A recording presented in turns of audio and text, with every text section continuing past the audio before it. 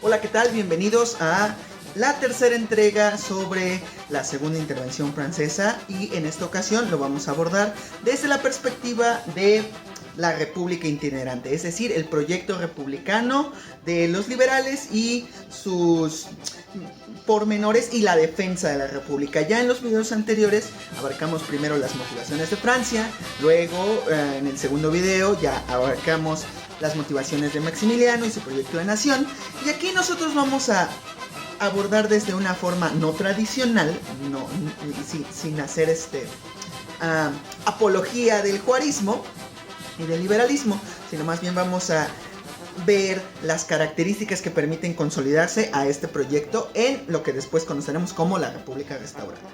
Bueno, entonces empecemos con los liberales y Benito Juárez. Bueno, pues el mayor de los liberales mexicanos, o al menos el más famoso y al que se le atañe toda el entramado legal de la Constitución del 57 y muchos de los fundamentos que actualmente hoy le dan base al Estado mexicano, es Benito Juárez García. Benito Juárez García, como ya es bien sabido, fue un indígena oaxaqueño, era monolingüe, solo hablaba zapoteco, nació en el pueblo de Guelatao, en la sierra que lleva su nombre, la Sierra Juárez. A muy temprana edad, a los 12 años escapa y llega a la Ciudad de México, y ahí es donde empieza a tener una educación a cargo de un mecenas. Y bueno, él estudia Derecho en el Instituto de Ciencias y Artes del Estado de Oaxaca. Hoy está el edificio en el centro, ahí estudió él. Y él se titula como abogado en Derecho. Entonces, mientras él está en Oaxaca, empieza a defender a sus compatriotas indígenas frente a los abusos de la iglesia. Entonces, a él le toca ver los abusos de la iglesia en el México independiente, el México de Santa Anna.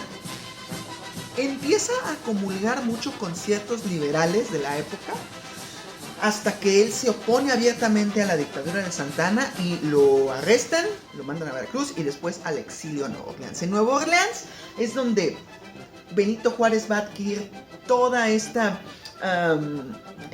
fundamentos del liberalismo, donde se va a hacer muy amigo de otros exiliados como Guillermo Prieto, Melchor Ocampo, los Lerdo de Tejada también, y ahí empieza él a construir esta ideología acerca de cómo quiere que sea el país. Y bueno, de ahí lo que tenemos es que se va a convertir en masón. Hay mucha discusión acerca si fue maestro masón o si fue masón grado 33, que es el máximo, pero en la logia mexicana solo había 9. Entonces no está muy claro cuál fue su grado en la masonería. Lo que sí es cierto es que ahí conoció a muchos liberales y ahí también consolidó muchas de las ideas que va a tener acerca de el progreso, la nación, la república.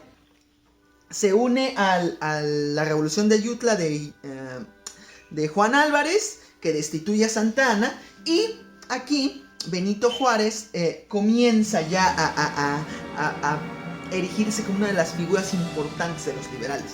Después él es hecho presidente de la Suprema Corte de Justicia, y tenemos que la Constitución de 1857 es una constitución muy liberal,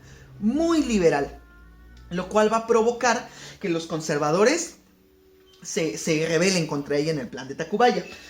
Esto va a desembocar en la Guerra de Reforma, o la Guerra de 3 años, de 1858 a 1860. De hecho, en esta guerra, el propio presidente de México, Ignacio Comonfort, se acaba uniendo a los conservadores.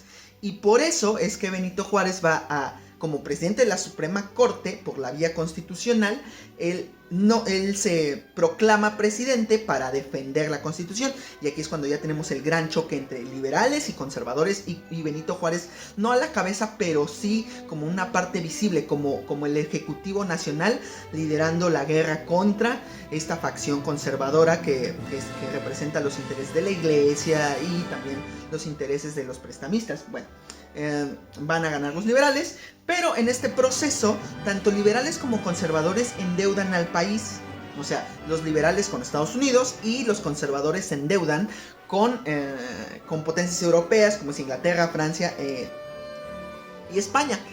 Obviamente para sufragar los gastos de la guerra. Después de esto, bueno, cuando caen los conservadores, a Benito Juárez le toca asumir la deuda, pero asumir la deuda de ambos bandos. O sea, ya ahora hay que pagar lo que de los conservadores y lo de los liberales, lo cual es imposible. Entonces Juárez suspende el pago de la deuda. Eso provoca que Francia tenga un pretexto para poder llevar a cabo sus ambiciones imperiales en México, como ya explicamos en el primer video.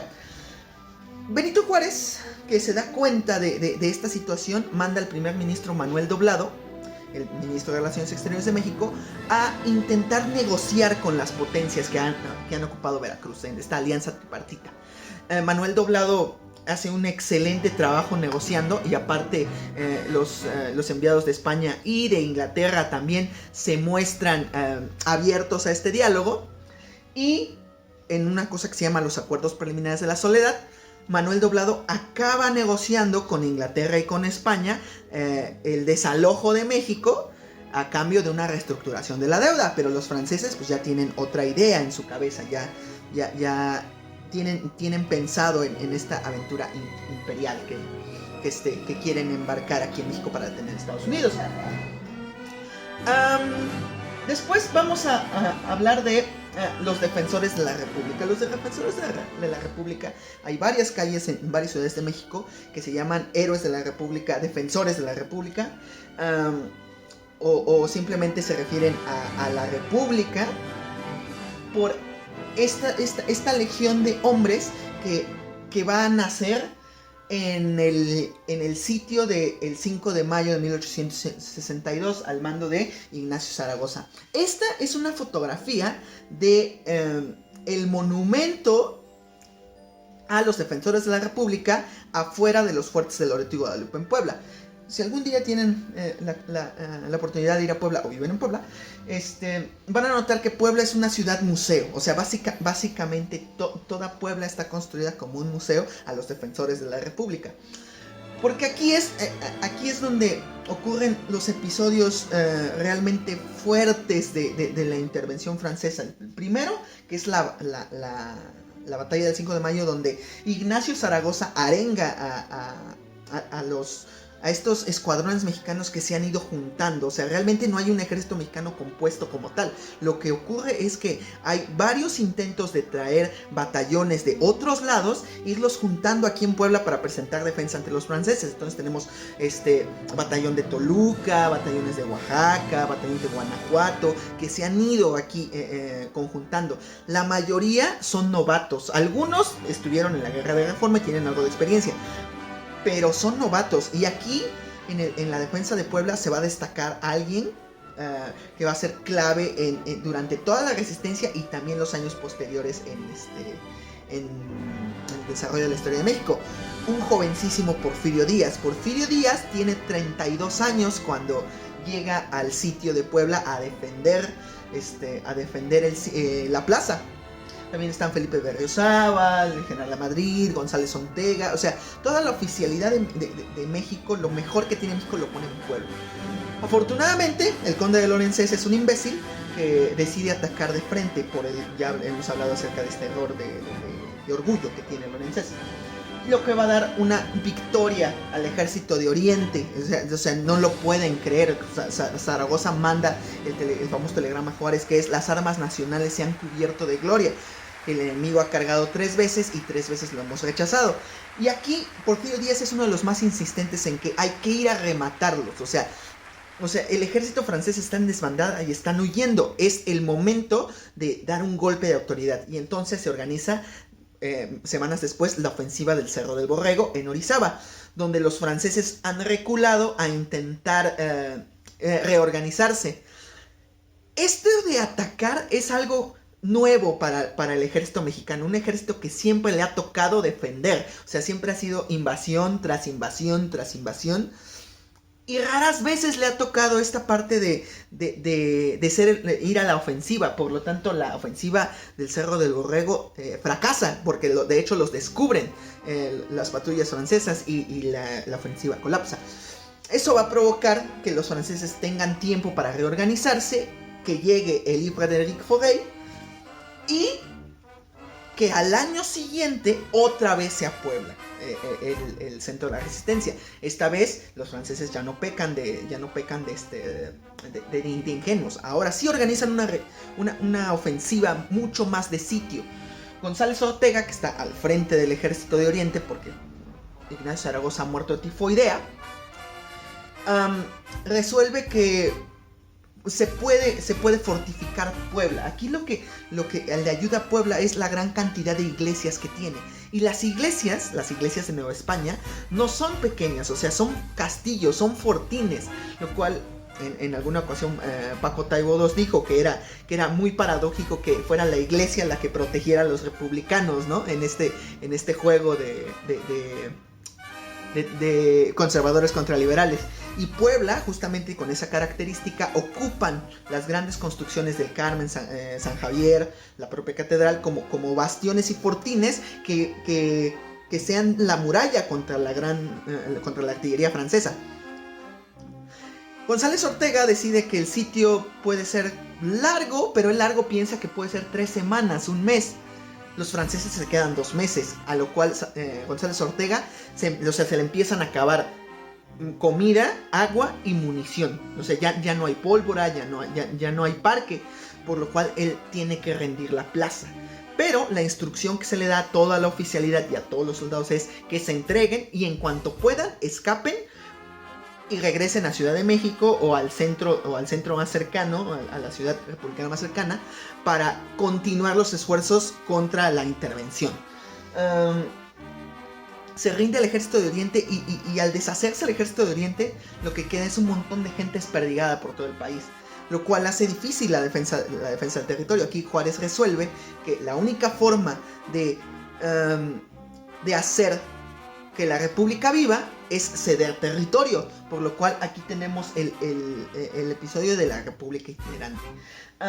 Lo que va a ocurrir con la república es, quieren hacer una guerra de desgaste contra el imperio francés. Aparte llega Maximiliano, lo cual es otra imposición más, que la república no sabe cómo combatir más que con la guerra de desgaste. A ver cuánto tiempo van a poder continuar combatiendo así, porque aparte el territorio de México es muy vasto, es muy grande. Se llegan a controlar las grandes ciudades, pero sin controlar el territorio por completo.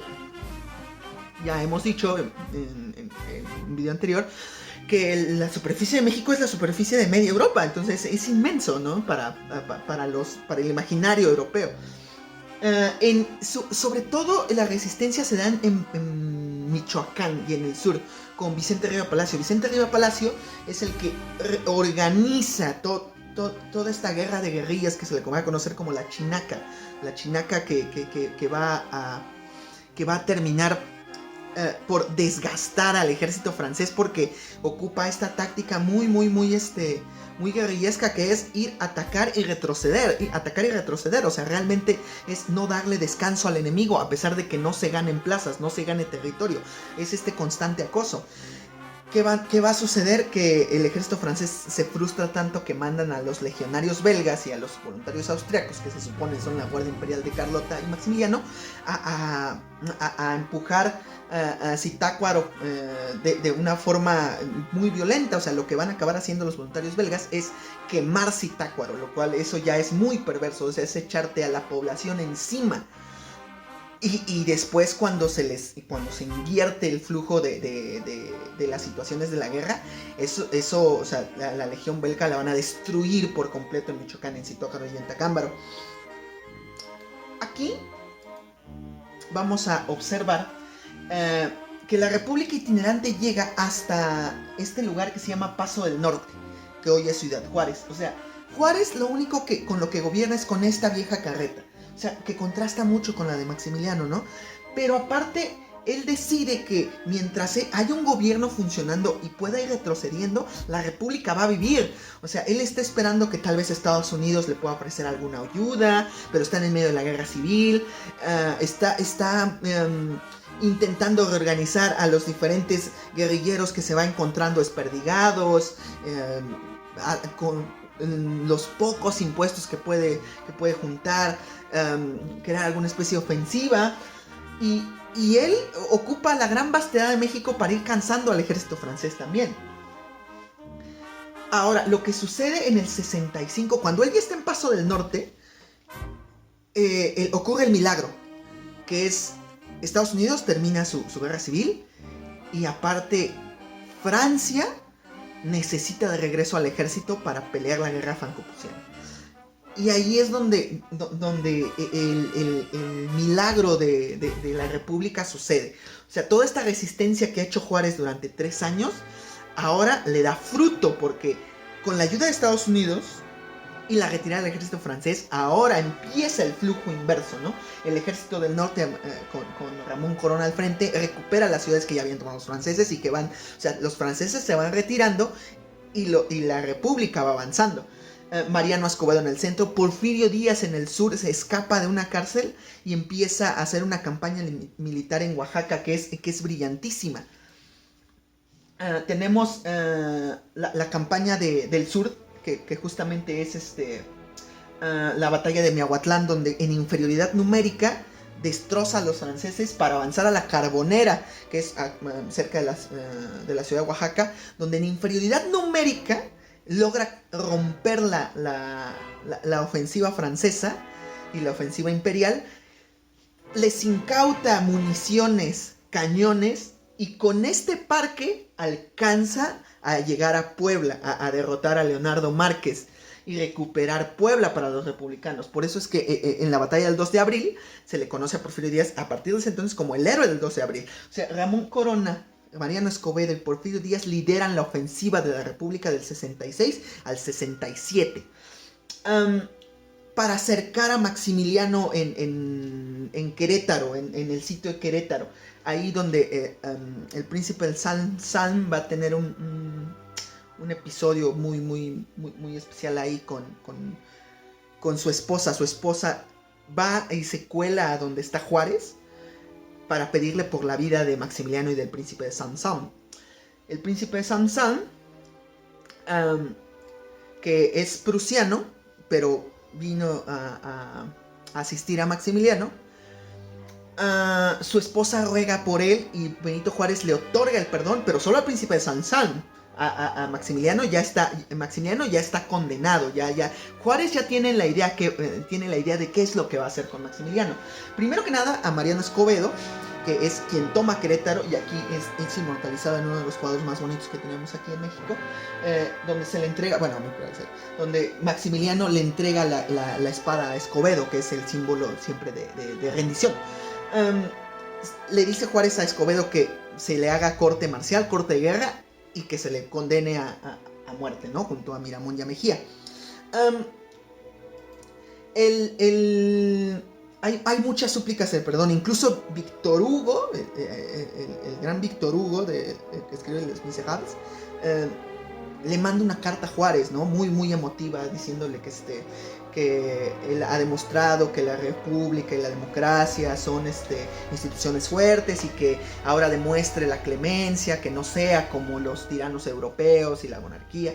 La carta llega muy tarde porque 2 días después de que la escribe, Maximiliano es fusilado en el Cerro de las Campanas en Querétaro. Pero Juárez y Lerdo de Tejada tienen en la cabeza algo que es muy sólido, y de hecho está inmortalizado en lo que le dice, lo que Juárez intenta decirle a Maximiliano, que es que no estoy matando un hombre, estoy matando una idea. O sea, Maximiliano representa el imperio, representa la monarquía, representa los privilegios, representa las instituciones antiguas, y Juárez representa justamente la revolución liberal, las ideas ilustradas. Entonces era muy importante para Juárez y para el proyecto de los liberales que eso quedara muy claro, porque esta va a ser la última gran intervención del siglo XIX. De ahí vamos a tener otras intervenciones de otra índole, pero ya militares extranjeros aquí en México, esta va a ser la última. Juárez, que representa los ideales del 57 con las leyes de reforma, Lerdo de Tejada, José María Iglesias, toda esta generación de liberales que está al lado de él, son muy inflexibles con esto. Y es un golpe de autoridad sobre la mesa internacional para decirle a Europa que estas ideas no van a regresar aquí. En ese sentido tiene como lógica y coherencia lo que hace Juárez. No se escapa de la crítica al pensar en sus ideas acerca de la población de México, especialmente los indígenas. En una de esas ironías de la vida, para Juárez, que es de ascendencia indígena, para él la indigenidad representa atraso. O sea, hay que sacar al indígena de su condición para que progrese. Y contrasta mucho, por ejemplo, con las ideas de Maximiliano, que él no entiende lo que es la indigeneidad, pero respeta su esencia y lo que representa a nivel colectivo y a nivel nación. Juárez, por el contrario, tal vez justamente porque le toca vivir las carencias de la indigeneidad propias de la estructura colonial que estuvo 300 años aquí en México, y más la formación liberal, la formación de la Ilustración, hace un choque en su cabeza acerca de cómo entra la indigeneidad en este proyecto que él quiere hacer de nación. Sin embargo, o sea, si somos críticos al respecto, es demasiado irónico que sea el europeo el que lo entiende mejor que el propio indígena, porque aparte él odia su indigenidad, o al menos eso demuestra con la forma en la que la ve, que es como una condición de atraso, y hay que salir, y hay que ayudar a los indígenas a abandonar esa condición. Aquí obviamente estas ideas del liberalismo y la Ilustración van a ser su base fundamental para su proyecto de la República Restaurada. O sea, ya finalmente termina esta invasión, Juárez llega a la capital nuevamente, lo nombran el Benemérito de las Américas. ¿Por qué? Pues porque los congresos de Colombia y de algunas repúblicas centroamericanas le reconocen el esfuerzo que ha hecho por en una guerra que parecía imposible de ganar, darle la vuelta y sacar adelante una nación latinoamericana frente a un poder europeo como Francia. Básicamente la instauración del régimen liberal ocurre bajo su administración como presidente desde 1854, que es la Revolución de Ayutla, hasta 1867, que es el fin del Segundo Imperio. O sea, ese periodo de más o menos, que será 13, 14 años, Juárez logra cambiar muchos vicios que tiene la política mexicana de salida de la independencia. Sobre todo le logra quitar el control a la iglesia, a los prestamistas. O sea, hay un cambio realmente, y se palpa al crear las primeras instituciones sólidas. O sea, por primera vez México ya tiene que algunas instituciones que son capaces de empezar una administración del territorio nacional. Pero el gran problema es que sigue habiendo una gran pobreza en todo el país. Entonces el proyecto liberal, al igual que otros proyectos,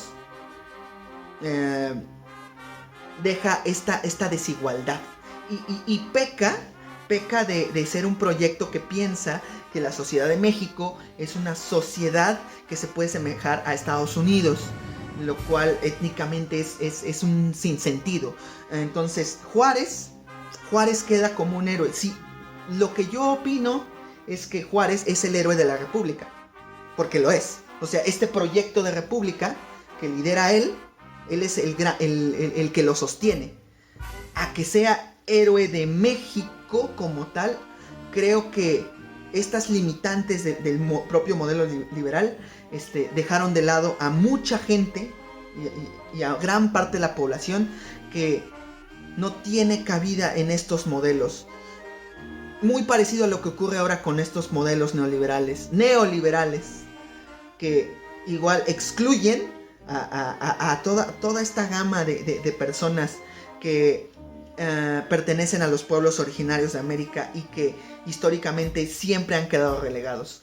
Entonces habría que reconsiderar cuál es el gran aporte de Juárez a la República y no a México. Aparte, con el triunfo de la República, empieza un periodo que se llama la República Restaurada, como hemos dicho, en donde hay una dicotomía entre Juárez y Porfirio Díaz, que es el civil que odia a los militares y el militar que detesta a los abogados. Entonces empieza a haber esta competencia ríspida entre los oaxaqueños, que va a terminar más adelante con la muerte de Juárez y la instauración del siguiente gran periodo de México, que va a ser el porfiriato, en el cual ya estaremos hablando en algunas semanas. Así que espero hayan disfrutado esta serie de tres videos y nos despedimos por ahora.